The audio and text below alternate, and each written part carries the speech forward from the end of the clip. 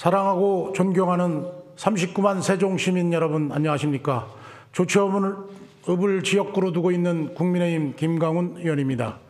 시와 교육청이 함께 추진하는 학교 급식비 지원 사업의 분담률 조정 협상이 해를 넘겨 현재까지도 타결되지 못하고 있습니다.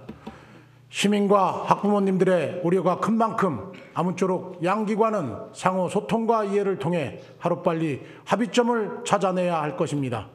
누가 얼마나 더 내느냐도 중요하지만 그 전에 정해진 공공급식 예산이 목적과 취지에 맞게 제대로 사용되어야 하며, 이에 본 의원은 오늘 공공급식 예산이 세종시 농업발전과 도농상생의 가치 실현에 부합하도록 쓰여야 한다는 말씀을 드리고자 합니다.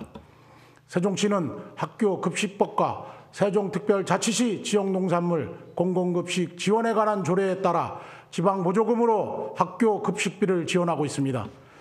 이는 학교급식에 우리 지역에서 생산된 우수하고 안전한 먹거리를 공급해 성장기 학생들의 건전한 심신 발달과 지역 농업의 지속 가능한 발전에 이바지하려는 것으로, 이러한 취지는 시교육청의 학교급식 기본 운영 계획에서도 확인할 수 있습니다.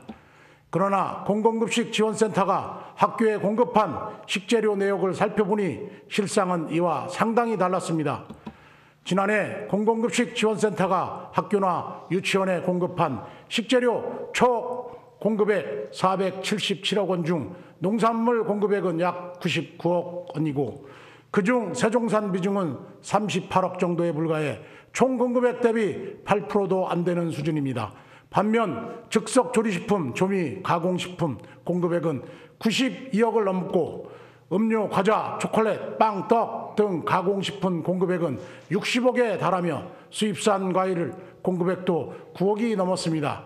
가공식품이나 수입산 과일에 대한 학생들의 선호도를 외면하기 어렵고, 언론 매체와 SNS에 오르내리는 화려한 급식도 좋지만 학교 급식은 무엇보다 교육의 일환임을 잊지 말아야 한다는 것이 본 의원의 판단입니다. 학생들의 올바른 성장을 위해서는 어떻게 재배했는지 알 수도 없는 수입 농산물이나 즉석 가공식품류의 사용은 줄이고, 우리 지역에서 나고 자란 신선하고 안전한 식재료를 활용해 건강한 급식을 제공해야 함은 더 이상 강조할 필요조차 없을 것입니다. 아직 합의되지 않았지만 세종시는 어려운 재정 여건에도 불구하고 올해 학교급식비 지원 보조금으로 188억 5천만 원의 예산을 세웠습니다. 전액 시민의 열쇠인 이 지원금은 마땅히 건강한 급식 제공은 물론 지역 농산물 공급 확대를 통한 농업발전과 도농상생의 가치 실현을 위해 쓰여야 할 것이며, 이에 본 의원은 상생하는 세종 공공급식을 위해 다음과 같이 제안을 드리고자 합니다. 첫째, 우리 학생들이 지역에 생산한 식재료를 더 많이 먹을 수 있도록 학교급식비 지원 계획의 개선을 적극 검토해 주시기 바랍니다.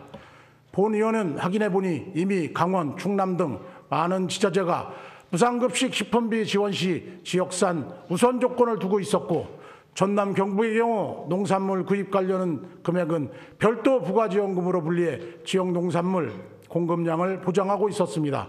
우리도 보조금 교부 시 세종산 우선구매학교 인센티브제 도입, 활동률 지정 등 지원 조건을 명확히 하거나 부가지원 형태로 분리하는 등 공공급식의 지역 농산물 공급을 확대할 수 있는 방안을 지침에 담아야 할 것입니다.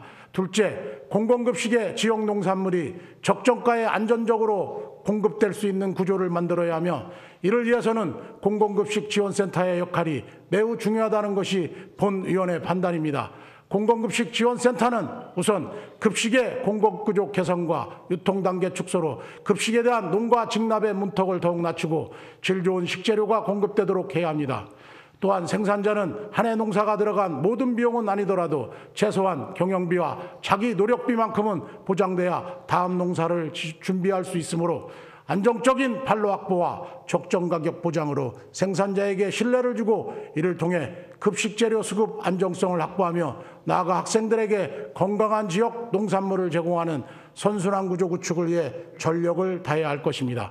마지막으로 세종시는 공공급식 예산이 자라나는 학생들에게 건강한 먹거리를 공급하고 지역 농업인들의 안정적 소득 기반 마련과 농업 발전에 기여하며 도시와 농촌의 상생과 균형 발전 실현을 위해 제대로 사용되도록 최선을 다해 주시길 당부하면서 5분 자유 발언을 마치겠습니다. 경청해 주셔서 감사합니다.